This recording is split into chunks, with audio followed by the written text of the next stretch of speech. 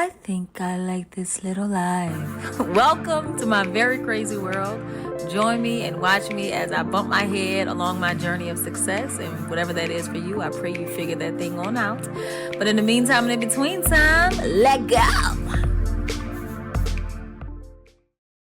Welcome back to the third episode of the podcast. You said it, I didn't. My name is Arianne. I am a licensed therapist, board-approved supervisor, mommy of two amazing little people, CEO and founder of Elite Therapy, which is a mental health group practice located here in Harvey, Louisiana, where I'm from, West Bank. Hey.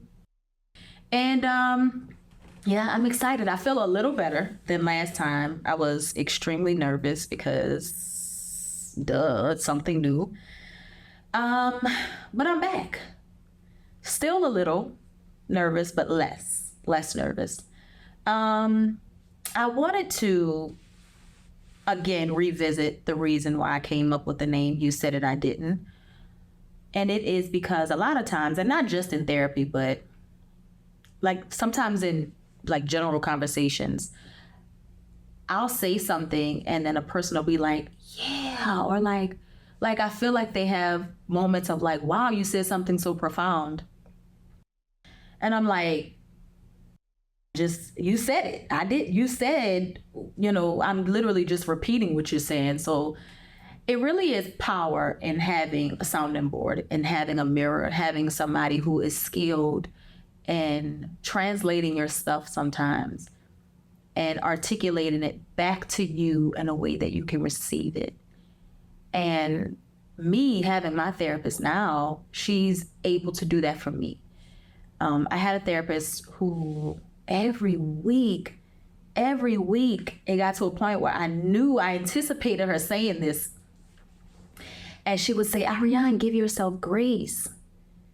And it got to a point where I was just like, not annoyed, but like it wasn't clicking for me. What does that mean for me to give myself grace? What does it look like? What does it feel like? What's the sentence? What's the words?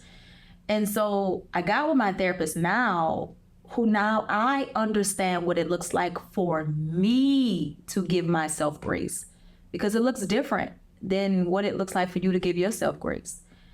And she'll break it down for me. And sometimes she just get me together, but apparently I need it. She told me one time, she was like, sis, you don't need another degree. You need a therapist. And I was like, no, she didn't. But she did. And she said it with love. And I just think that is so powerful. So that is the reason why I came up with the name You Said It, I Didn't. I wanted you to be reminded that it really is you. I am a licensed therapist and I'm highly skilled in the area of trauma and, helping you connect the dots. And that's what we do. Like we facilitate, we support, we redirect, we hold your hand and help you navigate the murky waters, right? But it's you. You are the expert. You have more information than I do. And when you bring me your truth and your scars and your vulnerability, then I can help you connect those dots. But it is you. So you said it. I'm just helping you, which is super important. But I have a dream. So think Martin Luther King, think Arianne. I have a dream. And my dream is that one day the world will be in therapy. Everybody will end up in therapy. One-on-one individual therapy and psychotherapy. And like, even if it wasn't the world, could you just imagine what it would look like for your community to be in therapy? If everybody in your circle, everybody at your job or your school or even your home, could you think about it? Like if everybody was in therapy and everybody was, increasing their level of consciousness and their level of awareness, people will have more empathy and more compassion, more patience, more understanding. So you come to work one day and you just aggravated and you take it out on me, I might give you a little bit grace and say, I know that wasn't personal. I don't know what's going on with you, but I'm here if you need to talk. If you want to take a walk outside, But yeah, I would just like to see everybody in therapy. But yeah, I was introduced to therapy in middle school.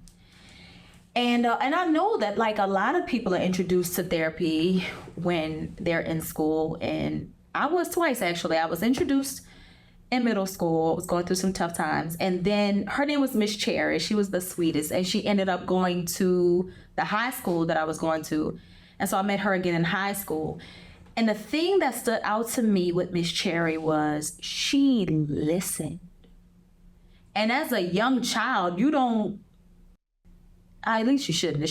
It shouldn't be that big of a deal.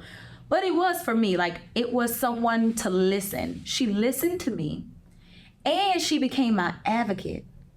And I remember she called, like I was in her office and she said, okay, I'm gonna call your dad. And I'm like, for what? And she called my dad and she had a soft tone, but she was stern. And she said, you need to get here. And my dad came and he listened. So my therapist became my advocate. And that was the first time that I was just like, oh yeah, I need to use my voice a little bit more. And so that stuck with me. And I carried on living. And then my last year of graduate school, my professor, Dr. Brew, told all of us that he wants us to find a therapist and see what it feels like to be a client. So that one, we can have more compassion for our clients. And then also so that we can deal with our stuff, because we're humans and we all have stuff, And so I went, because this man is so smart. And I feel like every time I talk to him, I grow a little bit. And you guys will meet him one day, Dr. Bro, Dr. Walter Bro III. And so I go into this therapy session and I'm nervous, but I'm also feeling like I don't got nothing to talk about. Anywho, so she said, so what brings you in? And I was like, I see what you're doing. I did that. I be doing that because I'm a therapist, so I be doing that and stuff. But she said, so what brings you in? And my response was, well, my professor thought that it would be a good idea before we graduate and, just to have a therapist, just to, I don't know. And she said, oh, okay, well, how's school going? School's going good. I was a little hard-headed. I don't know why. Maybe I'm a little... I don't know. But anyway, I said, well, school's going good. And she was like, okay, well, what after school? What's going to go on? Like, what's next? I said, well, I'm going to go get my PhD, my doctorate degree. And she was like, oh, that's amazing. Like, mm-hmm. And then she started asking me questions of why. And I wasn't prepared to answer that. But I realized by answering those questions that I wasn't doing it for me. And my cons outweighed my pros. I don't like student loans. I graduated with my master's degree with $5,000 in debt, and I didn't even want that. And I didn't have a good enough reason to go and get my doctorate degree other than it will make my family proud. I would, I guess it's the thing to do. But anywho, that took me on a journey of people pleasing and addressing some things that have happened. And what am I going to do about it to show up in the world empowered? I am successful. I do not have my doctorate degree just yet, but now my reason is for me. I want to learn as much as I can in my field of therapy and counseling. All of the other stuff is still beneficial for me, but now the reason is for me. And I'll go back when I'm ready to go back to get my doctorate degree. But right now I'm on a mission to encourage as many people to get in therapy as possible, because I have seen miracles and I think it is a beautiful thing. Life is so hard. Sometimes life can be unimaginably hard and dark and lonely and scary and just hard. Life can be so hard. And if we can just make our way to get help from someone who is skilled in the area that you are struggling in. There's so many types of therapy out here. There's individual, there's family, couples, even like there's group therapy. We're starting group therapy, but there's even friends who are getting in therapy who are trying to work on their relationship because, statistically, yes, friendships last longer than some marriages. Not to say that that's a wonderful thing, but the friendships are so powerful. And therapy has been an amazing tool to help them navigate and communicate with each other, because as you grow and you have kids and you're doing business and you're doing different things can really, hurt your relationships. And those are meaningful, like, relationships that I don't think get enough praise. But if we can just make our way to therapy and get support and grow and learn and raise our children differently and communicate with our peers differently and show up in relationships differently, it could be just a beautiful world. There's a reason why, we're in therapy. There's a reason why we're talking about it, thinking about it, hearing more about it. You don't have the desired life that you want, the desired thought process, how you respond to things, the desired income, relationships, friendship. That it's just, you're missing something. Something is off. Life shouldn't be like this. This shouldn't be like this. And that's enough to say, make this make sense. You go to this person who is skilled and who's able to hold your hand with you. Let them know, give them the truth. Something ain't adding up. And you'd be surprised on how you show up for you just being in therapy. It is, I know, in therapy, a major thing that happens is awareness. You just become aware of how you show up and why you show up. If you're in a relationship and your husband just sometimes don't answer, or your dude, or whoever, your girl, whoever, don't answer the phone for you, and you just become agitated or passive aggressive, you have an attitude, and that turns into an argument, and that happens every time that person don't answer the phone, and you get in therapy and you just come to therapy for the arguments, and it's it stems from them not answering the phone for you. But then when you get in therapy, you find out that when someone doesn't answer the phone, it reminds me of the one time that my mom didn't answer the phone, and it's because she died. And sometimes that trauma shows up in so many different ways, and you don't even know why. And that has happened, by the way. And it happens a lot, if I'm being honest.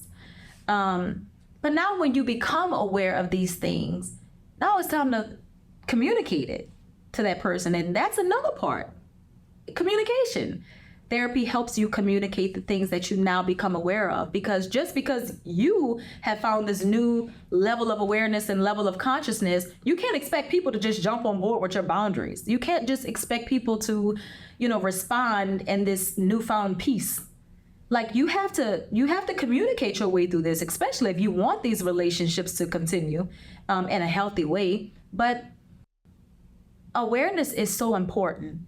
And I just, again, that's my little dream, is that everybody just find their way in therapy, just become aware of yourself and how you show up, parenting and everywhere. How do you show up in the world?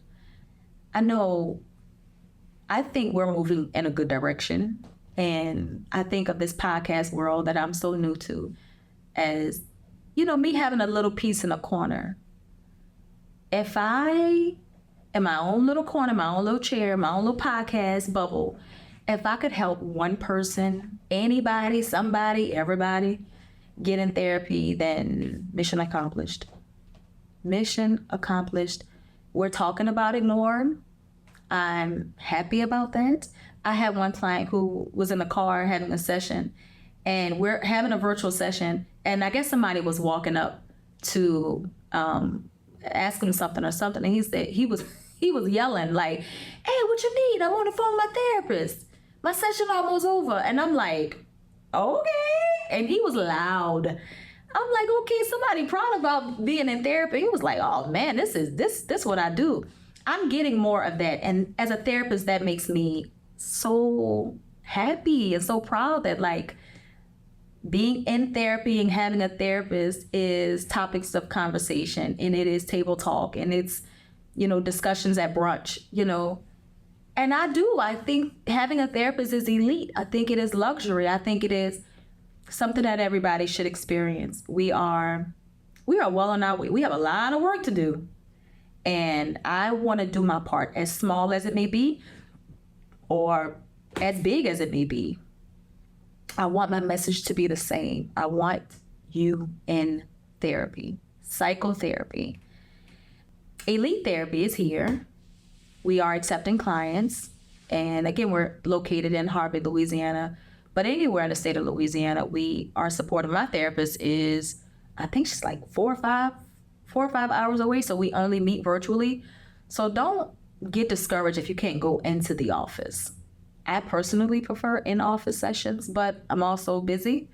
And my virtual sessions are very powerful and very convenient. So if virtual works for you, I have quite a few virtual clients who gets the job done, but be encouraged.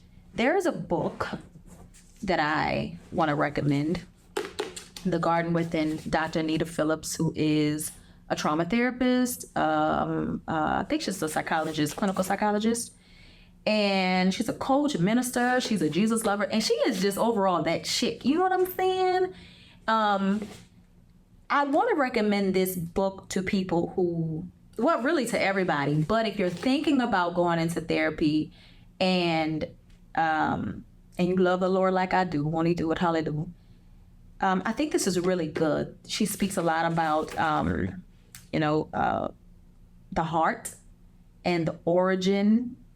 So if you opened up your Bible and you didn't get past Genesis, you're right on schedule. You are right. Just pick up the book and read it. She's an amazing human. But yeah, I hope that this helps someone. And again, Elite Therapy is here. Love you.